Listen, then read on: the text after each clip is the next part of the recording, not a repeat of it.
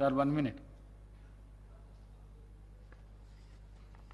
అధ్యక్ష గౌరవనీయులు ఉత్తమ్ గారు, గౌరవనీయులు ఉత్తమ్ కుమార్ రెడ్డి గారు ఇందాక ఒక 2 విషయాలు వారు నా పేరు ఉచ్చరించి వారు మాట్లాడినారు. Just I would like to clarify అధ్యక్ష. నేనేమి కామెంట్ చేయదలుచుకోలేదు, ఆరోపణలు చేయను. Just I would like to rectify the records. Uttam Kumar Reddy గారు మాట్లాడుతూ ఏమన్నారంటే గత ప్రభుత్వం కేవలం 1 కిలో బియ్యం మాత్రమే ఇచ్చింది అని చెప్పి ఒక సత్యదూరమైనటువంటి విషయాన్ని చెప్పినారు అధ్యక్ష. యాక్చువల్గా రాష్ట్రంలో ఉండేటువంటి 89,99,000 కార్డులలో కేంద్ర ప్రభుత్వం ఇచ్చేది 56 లక్షల కార్డులకు మాత్రమే ఇస్తుంది.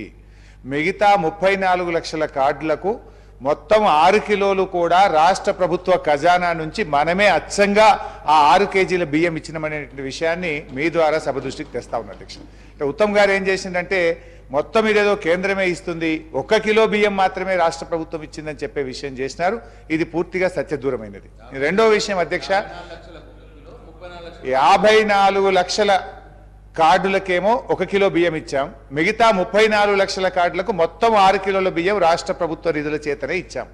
ఇక కరోనా సమయంలో అధ్యక్ష, కరోనా సమయంలో చూసినట్టయితే 2 సంవత్సరాల పాటు ఉచితంగా 10 కిలోల బియ్యం ఇచ్చిన విషయాన్ని కూడా మీ ద్వారా సభ దృష్టికి తెస్తా ఉన్నారు అధ్యక్ష.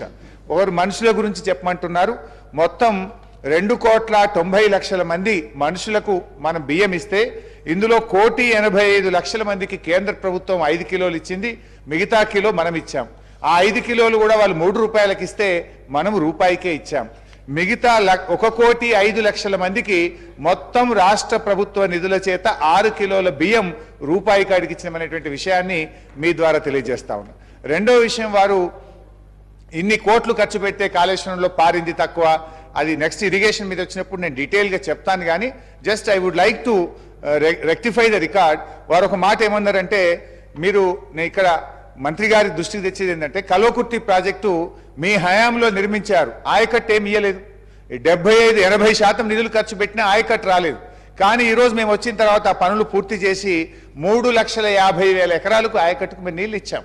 సో అట్లనే పాలమూరు ఎత్తిపోతల్లో ఇలా ట్రంక్ పూర్తయింది, పంపులు పూర్తయినాయి, రిజర్వాయర్లు పూర్తయినాయి. మీరు కెనాల్స్ తవ్వితే మీకు కూడా ఆయకట్టు వచ్చేటువంటి అవకాశం ఉంటుంది. అట్లా మీరు ఈ రకంగా మా స్వీపింగ్ రిమార్క్స్ వద్దు, నేను డీటెయిల్గా మీరు డిస్కషన్ పెట్టినాడు మొత్తం సవివరంగా కూడా మేము చెప్తాం అధ్యక్ష. లాస్ట్ పాయింట్ అధ్యక్ష, గౌరవ ముఖ్యమంత్రి గారు కూడా ఒక విషయాన్ని ఇప్పుడు సభలో మాట్లాడినారు అధ్యక్ష. జస్ట్ అది కూడా నేను I would like to set right the record అధ్యక్ష. నేనేమి ఆరోపణలు చేయడానికో ప్రత్యేకంగా మళ్ళీ కొత్త విషయాలు చెప్పడానికో కాదు అధ్యక్ష, only to rectify the records అధ్యక్ష. పేజ్ నెంబర్ 32లో అధ్యక్ష గౌరవ ముఖ్యమంత్రి గారు అందులో నుంచే వారు నా పేరు తీసుకొని విషయం చెప్పారు అధ్యక్ష. ఏమన్నారంటే, మనం 2014-15 రాష్ట్రం వచ్చినాడు 303 రోజులు మన రాష్ట్రం సర్ప్లస్ ఉండేది. కానీ మరి హరీష్ రావు గారు ఫైనాన్స్ మినిస్టర్ అయిన తర్వాత పూర్తిగా సర్ప్లస్ దినాలు తగ్గినాయి అని చెప్పారు అధ్యక్ష. కానీ ముఖ్యమంత్రి గారు కానీ ఇవాళ అందరూ కూడా ఏం చేస్తారంటే కన్వీనియంట్ అంశాలు తీసుకుంటున్నారు. ఎక్కడైతే మేము పాజిటివ్గా ఉన్నామో దాన్ని విస్మరిస్తూ ఉన్నారు. 2014-15లో 303 రోజులుంటే మా ప్రభుత్వం వచ్చిన 2015-16లో 364 రోజులు సర్ప్లస్ ఉన్నాం. మరి ఆ విషయాన్ని ఎందుకు చెప్పారు? 2016-17లో 304 రోజులు సర్ప్లస్ ఉన్నాం. 2017-18లో 245 రోజులు ఉన్నాం. 2018-19లో 250 రోజులు ఉన్నాం. ఎక్కడైతే తగ్గిందో అది కరోనా వచ్చిన తర్వాత, కరోనా 2 సంవత్సరాలు కరోనా వల్ల ఏర్పడ్డ ఆర్థిక మాంద్యం, ఒకవైపు పెద్ద నోట్ల రద్దు, రెండవ వైపు కరోనా లాంటి ఒక మహమ్మారి వచ్చిన తర్వాత ఈ దేశం, ఈ ప్రపంచం, అన్ని రాష్ట్రాల ఆర్థిక వ్యవస్థ చిన్నాభిన్నమైన తర్వాత మాత్రమే తగ్గిందనే విషయాన్ని మీ ద్వారా సభ దృష్టికి తెచ్చే ప్రయత్నం చేస్తున్నాం అధ్యక్ష. అయితే అధ్యక్ష, ముఖ్యమంత్రి గారు కేంద్ర ప్రభుత్వంతో కలవద్దా అన్నారు. మీరు కేంద్రంతో కలవండి, కేంద్రంతో మాట్లాడండి, అవసరమైతే అఖిల పక్షాన్ని తీసుకుపోండి, మేము కూడా మీ వెంట వస్తాం.